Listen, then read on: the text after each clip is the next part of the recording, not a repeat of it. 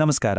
ಬನ್ನಿ, ಇವತ್ತು ನಾವು ಕರ್ನಾಟಕದ ಲಕ್ಷಾಂತರ ವಿದ್ಯಾರ್ಥಿಗಳ ಭವಿಷ್ಯವನ್ನೇ ನಿರ್ಧರಿಸೋ ಸಿಇಟಿ ಪರೀಕ್ಷೆ ಬಗ್ಗೆ ಮಾತಾಡೋಣ. ಇದೊಂದು ತುಂಬಾನೇ ಮಹತ್ವದ ಪರೀಕ್ಷೆ. ಆದರೆ ಈ ಭದ್ರ ಅಡಿಪಾಯದಲ್ಲೇ ಅನುಮಾನದ ಬಿರುಕುಗಳು ಕಾಣಿಸ್ಕೊಂಡಾಗ ಏನಾಗತ್ತೆ? ಇವತ್ತಿನ ನಮ್ಮ ವಿಶ್ಲೇಷಣೆಯಲ್ಲಿ ಸಿಇಟಿ ವ್ಯವಸ್ಥೆಯ ಸುತ್ತ ಹಬ್ಬಿರುವ ವಿವಾದಗಳ ಆಳಕ್ಕೆ ಇಳಿದು ಸತ್ಯಾಸತ್ಯತೆ ಏನು ಅಂತ ತಿಳ್ಕೊಳ್ಳೋ ಪ್ರಯತ್ನ ಮಾಡೋಣ. ನೋಡಿ, ಇದು ಬರೀ ಒಂದು ಎಕ್ಸಾಮ್ ಅಷ್ಟೇ ಅಲ್ಲ.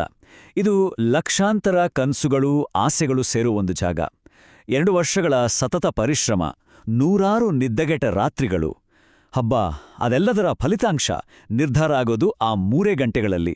ಇಲ್ಲಿ ಪ್ರತಿಯೊಂದು ಮಾರ್ಕ್ ಕೂಡ ಒಬ್ಬ ಸ್ಟೂಡೆಂಟ್ನ ಫ್ಯೂಚರನ್ನೇ ಡಿಸೈಡ್ ಮಾಡುತ್ತೆ. ಆದರೆ ಇತ್ತೀಚಿನ ಕೆಲವು ವರ್ಷಗಳಲ್ಲಿ ಏನಾಗ್ತಿದೆ ಅಂದರೆ, ಈ ಇಡೀ ಸಿಸ್ಟಮ್ ಮೇಲಿನ ನಂಬಿಕೆಗೆ ಎಲ್ಲೋ ಒಂದ್ ಕಡೆ ಪೆಟ್ಟು ಬೀಳ್ತಾ ಇದೆ.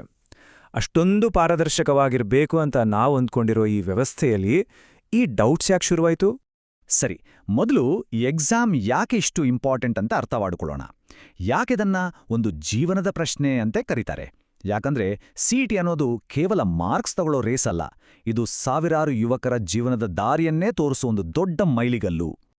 ಈ ಒಂದು ಲೈನ್ ಇದೆಯಲ್ಲ, ಇದರ ಅರ್ಥ ತುಂಬಾನೇ ಆಳವಾಗಿದೆ. ಒಂದ್ಸಲ ಯೋಚನೆ ಮಾಡಿ ನೋಡಿ, ಒಂದೇ ಒಂದು ರ್ಯಾಂಕ್ ಹೆಚ್ಚು ಕಡಿಮೆ ಆದರೆ ಸಾಕು, ಬೆಂಗಳೂರಿನ ಟಾಪ್ ಇಂಜಿನಿಯರಿಂಗ್ ಕಾಲೇಜಲ್ಲಿ ಸಿಗ್ಬೇಕಿದ್ದ ಸೀಟು ಎಲ್ಲೋ ಬೇರೆ ಕಡೆ ಸಿಗ್ಬೋದು.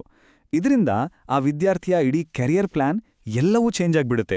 ಅಷ್ಟೊಂದು ಪವರ್ ಇದೆ ಈ ಸಿಸ್ಟಮ್ಗೆ. ಹಾಗಾದ್ರೆ ಈ ಅನುಮಾನದ ಕಿಡಿ ಹೊತ್ತಿಕೊಂಡಿದ್ದು ಹೇಗೆ? ಸ್ಟೂಡೆಂಟ್ಸ್ ಮೊದಲನೇ ಬಾರಿಗೆ ಈ ಸಿಸ್ಟಮ್ ಬಗ್ಗೆ ಪ್ರಶ್ನೆ ಮಾಡೋಕೆ ಶುರು ಮಾಡಿದ್ದಕ್ಕೆ ಆ ಮೂಲ ಕಾರಣ ಏನು ಅಂತ ಈಗ ನೋಡೋಣ ಬನ್ನಿ. ಎಲ್ಲ ಗೊಂದಲ ಶುರು ಆಗಿದ್ದೇ ಈ ಒಂದು ಪ್ರಶ್ನೆಯಿಂದ. ಸ್ಟೂಡೆಂಟ್ಸ್ ಕೀ ಆನ್ಸರ್ಸ್ ನೋಡಿ ತಮಗೆ ಇಷ್ಟು ಮಾರ್ಕ್ಸ್ ಬರಬಹುದು ಅಂತ ಲೆಕ್ಕ ಹಾಕಿರ್ತಾರೆ. ಆದ್ರೆ ಕೆಇಎ ಅಂದ್ರೆ ಕರ್ನಾಟಕ ಪರೀಕ್ಷಾ ಪ್ರಾಧಿಕಾರ ರಿಸಲ್ಟ್ ಕೊಟ್ಟಾಗ ಆ ಮಾರ್ಕ್ಸ್ಗೂ ಇವರು ಅಂದ್ಕೊಂಡಿದ್ದಕ್ಕೂ ಅಜಗಜಾಂತರ ವ್ಯತ್ಯಾಸ. ಆಗ ಸಹಜವಾಗೇ ಡೌಟ್ಸ್ ಬರೋಕೆ ಶುರುವಾಯಿತು. ಈ ಡೌಟ್ಸು ಕೇವಲ ಡೌಟ್ಸ್ ಆಗಿ ಉಳಿಲಿಲ್ಲ, ಬದಲಿಗೆ ತುಂಬಾನೇ ಸೀರಿಯಸ್ ಆದ ಆರೋಪಗಳಾಗಿ ಬದಲಾದು. ಹಾಗಾದ್ರೆ ಸ್ಟೂಡೆಂಟ್ಸ್ ಮತ್ತು ಪೇರೆಂಟ್ಸು ಸಿಸ್ಟಮ್ ಮೇಲಿಟ್ಟಿರೋ ಮುಖ್ಯವಾದ ದೂರುಗಳು ಯಾವುದು? ಒಂದೊಂದಾಗಿ ನೋಡೋಣ. ಓಕೆ, ಈ ಇಡೀ ವಿವಾದವನ್ನ ನಾವು 4 ಮುಖ್ಯ ಭಾಗಗಳಾಗಿ ನೋಡಬಹುದು. ಮೊದಲನೇದು ರ್ಯಾಂಕ್ಸ್ ಮತ್ತೆ OMR ಶೀಟ್ಗಳ ಬಗ್ಗೆ ಬಂದಿರೋ ಸಂಶಯ. ಎರಡನೇದು ಈ ಇಡೀ ಪ್ರಾಸೆಸ್ನಲ್ಲಿ ಟ್ರಾನ್ಸ್ಪರೆನ್ಸಿ ಅಂದ್ರೆ ಪಾರದರ್ಶಕತೆ ಇಲ್ಲ ಅನ್ನೋದು. ಮೂರನೇದು ಎಕ್ಸಾಮ್ ಹಾಲ್ಗಳಲ್ಲಿ ನಡೀತಾ ಇದೆ ಅಂತ ಹೇಳಲಾಗ್ತಿರೋ ಅಕ್ರಮಗಳು. ಮತ್ತು 4ನೇದು ರಿಸರ್ವೇಷನ್ ಕೋಟಾಗಳನ್ನ ದುರುಪಯೋಗ ಮಾಡ್ಕೊಳ್ತಿದ್ದಾರೆ ಅನ್ನೋ ಗಂಭೀರ ಆರೋಪ. ಇವುಗಳ ಬಗ್ಗೆ ಸ್ವಲ್ಪ ಡೀಟೇಲ್ ಆಗಿ ತಿಳ್ಕೊಳ್ಳೋಣ. ನೋಡಿ, ಈ ಚಿತ್ರನೇ ಎಲ್ಲವನ್ನೂ ಹೇಳುತ್ತೆ. ಒಂದು ಕಡೆ ಎಕ್ಸಾಮ್ ಆದ್ಮೇಲೆ ಕೀ ಆನ್ಸರ್ಸ್ ನೋಡಿ ತನಗೆ ಒಳ್ಳೆ ಮಾರ್ಕ್ಸ್ ಬರುತ್ತೆ ಅಂತ ಖುಷಿಲಿರೋ ಸ್ಟೂಡೆಂಟ್. ಇನ್ನೊಂದು ಕಡೆ ಫೈನಲ್ ರಿಸಲ್ಟ್ ಬಂದಾಗ ಶಾಕ್ ಆಗಿರೋ ಅದೇ ಸ್ಟೂಡೆಂಟ್. ಈ ವ್ಯತ್ಯಾಸವೇ ಎಲ್ಲ ಅನುಮಾನಗಳ ತಾಯಿಬೇರು ಅಲ್ವಾ? ಅನುಮಾನ ಬರೀ ಮಾರ್ಕ್ಸ್ಗೆ ನಿಲ್ಲಿಲ್ಲ. ತಾವು ಮಾರ್ಕ್ ಮಾಡಿದ OMR ಶೀಟನ್ನೇ ಯಾರಾದ್ರೂ ಚೇಂಜ್ ಮಾಡಿಬಿಟ್ರಾ ಅನ್ನೋ ಭಯ ಶುರುವಾಯಿತು. ತಾವು ಶೇಡ್ ಮಾಡಿದ ಆನ್ಸರ್ಸ್ ಹೇಗೋ ಬದಲಾಗಿವೆಯಾ ಅನ್ನೋ ಸಂಶಯ ವಿದ್ಯಾರ್ಥಿಗಳನ್ನ ಕಾಡೋಕ್ ಶುರು ಮಾಡಿತು. ಅಷ್ಟೇ ಅಲ್ಲ, ಇನ್ನು ಕೆಲವು ಎಕ್ಸಾಮ್ ಸೆಂಟರ್ಗಳಲ್ಲಿ ಕಾಪಿ ಹೊಡೆಯೋದು, ಇನ್ವಿಜಿಲೇಟರ್ಸ್ ಸುಮ್ಮನೆ ಇರೋದು, ಈ ಥರದ ರಿಪೋರ್ಟ್ಸ್ ಬಂದಾಗ ನಿಜವಾಗ್ಲೂ ಕಷ್ಟಪಟ್ಟು ಓದಿದ ಸ್ಟೂಡೆಂಟ್ಸ್ಗೆ ಬೇಜಾರಾಗೋದು ಸಹಜ ಅಲ್ವಾ? ಇದು ಇಡೀ ಎಕ್ಸಾಮ್ ಪ್ರೋಸೆಸ್ ಮೇಲಿನ ನಂಬಿಕೆನೇ ಕಡಿಮೆ ಮಾಡ್ಬಿಡ್ತೆ. ಬಹುಶಃ ಎಲ್ಲಕ್ಕಿಂತ ಸೀರಿಯಸ್ ಆದ ಆರೋಪ ಅಂದ್ರೆ ಇದೇ ಇರಬೇಕು. ಫೇಕ್ ಡಾಕ್ಯುಮೆಂಟ್ಸ್ ಸೃಷ್ಟಿ ಮಾಡಿ ರಿಸರ್ವೇಷನ್ ಕೋಟಾದಲ್ಲಿ ಸೀಟುಗಳನ್ನ ಬೇರೆಯವರು ಪಡೆಯುತ್ತಿದ್ದಾರೆ ಅನ್ನೋ ಮಾತುಗಳು ಕೇಳಿಬಂದ್ವು. ಇದು ನಿಜವಾಗ್ಲೂ ಅರ್ಹರಾದ, ಪ್ರಾಮಾಣಿಕವಾಗಿ ಕಷ್ಟಪಟ್ಟ ವಿದ್ಯಾರ್ಥಿಗಳಿಗೆ ಮಾಡೋ ದೊಡ್ಡ ಅನ್ಯಾಯ ಅಲ್ವಾ?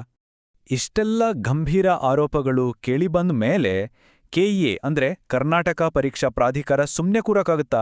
ಇಲ್ಲ. ಅವ್ರೇನ್ ಮಾಡಿದ್ರು? ಅವರ ರಿಯಾಕ್ಷನ್ ಹೇಗಿತ್ತು? ಬನ್ನಿ ನೋಡೋಣ. ಒತ್ತಡ ಜಾಸ್ತಿ ಆದಾಗ ಪ್ರಾಧಿಕಾರ ಕೆಲವು ಸ್ಟೆಪ್ಸ್ ತಗೊಳ್ತು. ಸ್ಟೂಡೆಂಟ್ಸ್ ಡೌಟ್ಸ್ ಕ್ಲಿಯರ್ ಮಾಡೋಕ್ಕೆ ಅಫಿಷಿಯಲ್ ಕೀ ಆನ್ಸರ್ಸ್ ರಿಲೀಸ್ ಮಾಡಾಯಿತು. ಪಾರದರ್ಶಕತೆ ತರೋಕೆ OMR ಶೀಟ್ಸ್ ಡೌನ್ಲೋಡ್ ಮಾಡ್ಕೊಳ್ಳೋಕೆ ಅವಕಾಶ ಕೊಟ್ರು. ಮತ್ತೆ ಮುಂದೆ ಈ ಥರ ಆಗಲ್ಲ, ಸಿಸ್ಟಮ್ ಸರಿ ಮಾಡ್ತೀವಿ ಅಂತ ಭರವಸೆ ಕೂಡ ಕೊಟ್ರು. ಆದ್ರೆ ಇದೆಲ್ಲ ಸಾಕಾವಿತ್ತಾ? ಕೆಎ ಎಷ್ಟೇ ಸರಿಪಡಿಸೋಕೆ ಪ್ರಯತ್ನ ಪಟ್ರೂ ಸ್ಟೂಡೆಂಟ್ಸು ಮತ್ತೆ ಪೇರೆಂಟ್ಸ್ ತಲೆಯಲ್ಲಿ ಒಂದು ಪ್ರಶ್ನೆ ಮಾತ್ರ ಹಾಗೆ ಉಳಿದುಬಿಡ್ತು. ಅದೇ ನಮ್ಮ ಕೊನೆಯ ಮತ್ತು ಬಹುಮುಖ್ಯವಾದ ವಿಭಾಗ. ಇಷ್ಟೆಲ್ಲ ಆದ್ಮೇಲೆ ಈ ಸಿಸ್ಟಮ್ ಮೇಲೆ 100% ನಂಬಿಕೆ ಇಡೋಕ್ ಸಾಧ್ಯನಾ? ಇದು ಇವತ್ತಿಗೂ ಲಕ್ಷಾಂತರ ವಿದ್ಯಾರ್ಥಿಗಳು ಮತ್ತು ಪೋಷಕರ ಮನಸ್ಸಲ್ಲಿ ಉಳಿದುಕೊಂಡಿರೋ ದೊಡ್ಡ ಪ್ರಶ್ನೆ. ನೋಡಿ, ನಾವಿದನ್ನ ಯಾವಾಗ್ಲೂ ನೆನ್ಪಿಟ್ಕೋಬೇಕು. ಸಿಇಟಿ ಅನ್ನೋದು ಬರೀ ಒಂದು ಎಕ್ಸಾಮ್ ಅಲ್ಲ, ಅದು ಸಾವಿರಾರು ಜನರ ಫ್ಯೂಚರ್, ಅವರ ಕನ್ಸು, ಅವರ ಜೀವನ. ಆ ದಾರಿಯ ಮೇಲೆ ನಂಬಿಕೆ ಇಲ್ಲ ಅಂದ್ರೆ ವಿದ್ಯಾರ್ಥಿಗಳು ತಮ್ಮ ಕನ್ಸಿನ ಹಿಂದೆ ಓಡೋದು ಹೇಗೆ? ಸಿಸ್ಟಮ್ನಲ್ಲಿ ಆಗೋ ಒಂದೇ ಒಂದು ಚಿಕ್ಕ ಮಿಸ್ಟೇಕ್ ಒಬ್ಬ ಸ್ಟೂಡೆಂಟ್ನ ಲೈಫ್ ಪೂರ್ತಿ ಬದಲಾಯಿಸ್ಬಿಡಬಹುದು. ಪ್ರತಿಯೊಂದು ಅಂಕ, ಪ್ರತಿಯೊಂದು ರ್ಯಾಂಕ್ ಕೂಡ ಅಷ್ಟೊಂದು ಬೆಲೆ ಬಾಳುತ್ತೆ. ಹಾಗಾದ್ರೆ ಇದಕ್ಕೆಲ್ಲ ಪರಿಹಾರ ಏನು? ಕಳೆದುಹೋದ ನಂಬಿಕೆನ ವಾಪಸ್ ತರೋದು ಹೇಗೆ? ಇದಕ್ಕೆ ಅಧಿಕಾರಿಗಳು ಮಾತ್ರ ಕಾರಣರ ಅಥವಾ ವಿದ್ಯಾರ್ಥಿಗಳಾಗಿ, ಪೋಷಕರಾಗಿ ನಮಗೂ ಏನಾದ್ರೂ ಜವಾಬ್ದಾರಿ ಇದೆಯಾ? ಈ ಬಗ್ಗೆ ಯೋಚನೆ ಮಾಡಬೇಕಿದೆ. ನೀವೇನು